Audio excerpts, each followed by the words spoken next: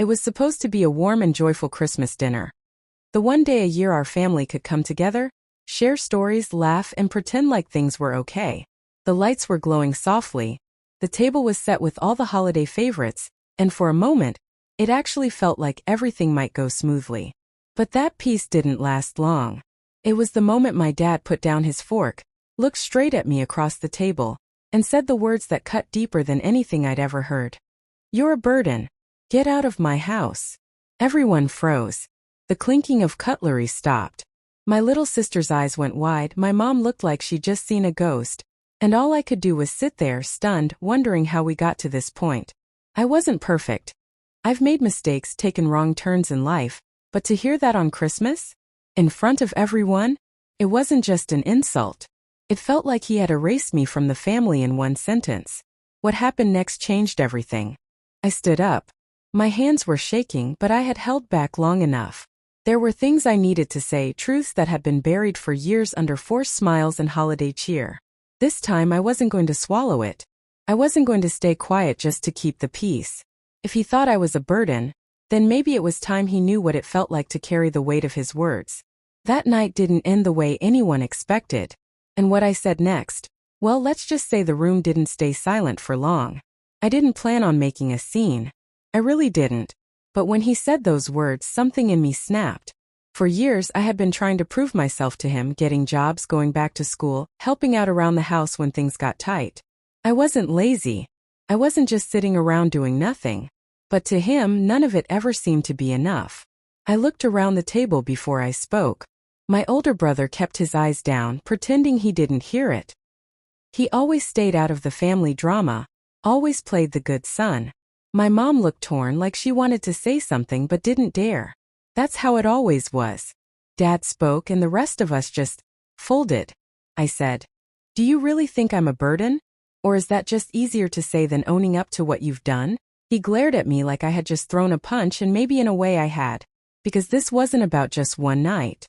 This had been building for years. The pressure, the silent judgment, the constant disappointment he never even tried to hide. I never asked to move back in. I came home because I had nowhere else to go, and I thought family was supposed to be a place you could fall when everything else fell apart. But my dad, he saw weakness as failure. And any kind of struggle made me a problem in his eyes. That night, I wasn't just confronting him. I was confronting years of silence. Years of feeling like I didn't belong in my own home. And as I looked him in the eye, I realized something even heavier. There were secrets in this house. And he wasn't the only one keeping them. The room was still heavy with silence, but it wasn't the quiet kind anymore. It was thick. You could feel it pressing on your chest. My dad didn't respond right away, he just stared at me, jaw tight, like he couldn't believe I had the nerve to talk back. But I didn't sit down. I couldn't. Something had shifted in me. I had been quiet for too long, and now the words were spilling out faster than I could stop them. "You think I'm the only one who's failed? You think this family is fine just because no one talks about what's really going on?" I looked at my brother. "You pretend nothing's wrong, but you were the first to leave and never looked back." His face went red, but he didn't argue. He just stared at his plate like it might save him. Then I turned to my mom. "You always said we should keep the peace. But where has that gotten us? A table full of people who can't even stand to look each other in the eye." That hit her. I could tell. She looked down, blinking fast like she was trying not to cry. And suddenly I felt a wave of guilt. Not because I was wrong, but because I was finally saying all the things we all knew but never dared to speak. But the part that scared me most wasn't what I was saying. It was what I had found out a week before Christmas. Something about Dad's past that explained a lot more than I wanted to admit. I hadn't told anyone yet. Not even my sister, who had always been the closest to me. And if I said it out loud now, everything would change. Forever. But maybe it was time. My hands were still trembling as I stood there. The weight of what I was about to say pressing hard on my chest. Everyone at the table looked frozen. Like they knew something big was coming but didn't know where it would land. My dad shifted in his chair, his face still hard. But there was something else in his eyes now. Not anger. Fear. And that's when I knew, he remembered what I knew. I took a shaky breath. "You want to talk about being a burden?"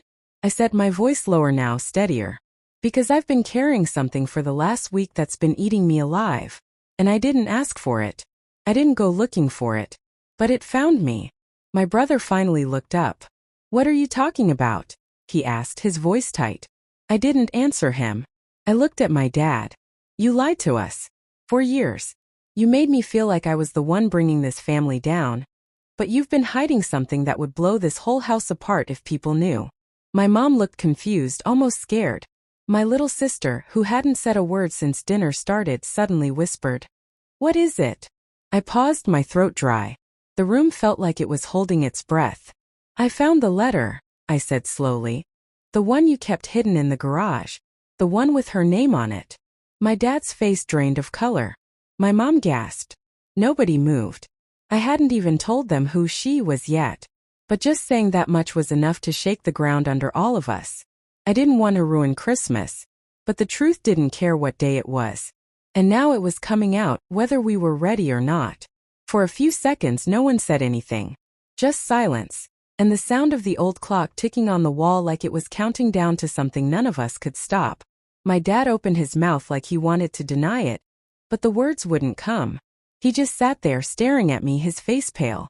My mom looked back and forth between us, confused, trying to piece it all together. My brother leaned forward, suddenly alert.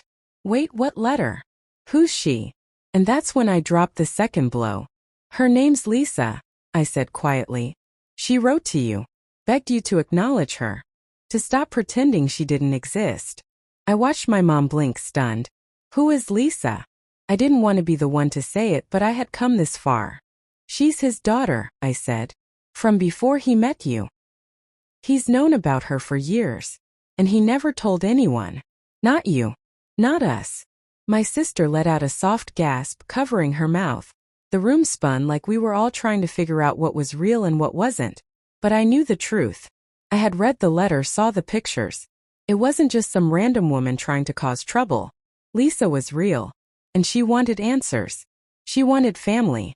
But that wasn't even the worst part. What made it worse was what Dad wrote back.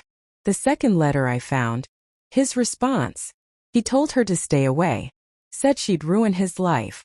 Said we'd never accept her. He used our names as an excuse to keep her in the shadows. I wasn't just confronting him anymore. I was fighting for someone who never got a seat at this table. Someone he buried in silence. And I wasn't backing down.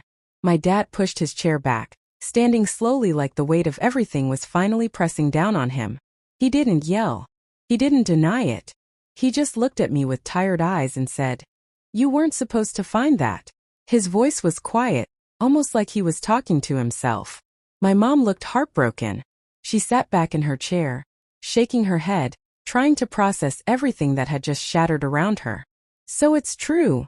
she asked, her voice cracking. "You have another daughter? And you've kept her a secret all this time?" He nodded once, barely. "It was a mistake a long time ago.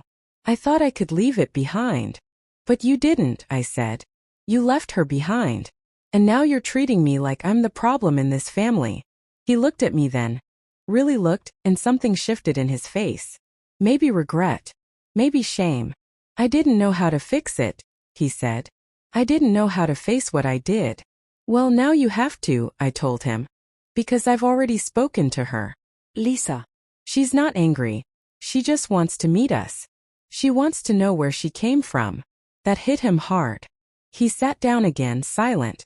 But just as I thought it was over, just as I thought the truth had finally broken through, my mom stood up. Her hands were trembling. "You think you're the only one who's kept secrets?" she said, looking right at him. "You don't know everything either." We all turned toward her. "I knew about Lisa," she said softly. "I just never told you because I had a secret of my own." And in that moment the room froze again. We hadn't reached the end, we had just opened another door. The room felt like it had lost all its air. We just stared at Mom, waiting for her to explain. She looked like she was carrying years of weight on her shoulders, like she'd been holding this in for too long. "I found out about Lisa years ago," she said quietly. "She reached out to me first. I didn't know what to do. I was angry, hurt. But then I realized she was just a child. Not her fault. I wanted to tell you, but I knew it would destroy everything. So I kept it in. Just like I've done with everything else in this house. Dad looked at her like he was seeing her for the first time. Why didn't you say anything? Because you never gave me the space to, she said. You only ever dealt with things by shutting people out. I wasn't going to add more fire to that. I sat back down, heart racing, emotions I couldn't even name crashing over me.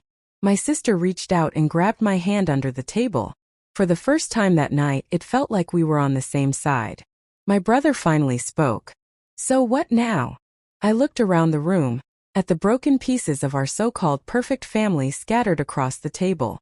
And for the first time, we didn't try to sweep it all under the rug. We talked. Really talked. Not everything got fixed that night. Some wounds don't heal in a day. But we took the first step. Lisa was no longer a secret. The truth was no longer hidden. That Christmas didn't end with laughter or carols. It ended with silence, but it was a peaceful kind. The kind that comes after a storm when there's nothing left to hide. Only the hope that maybe finally we can begin again.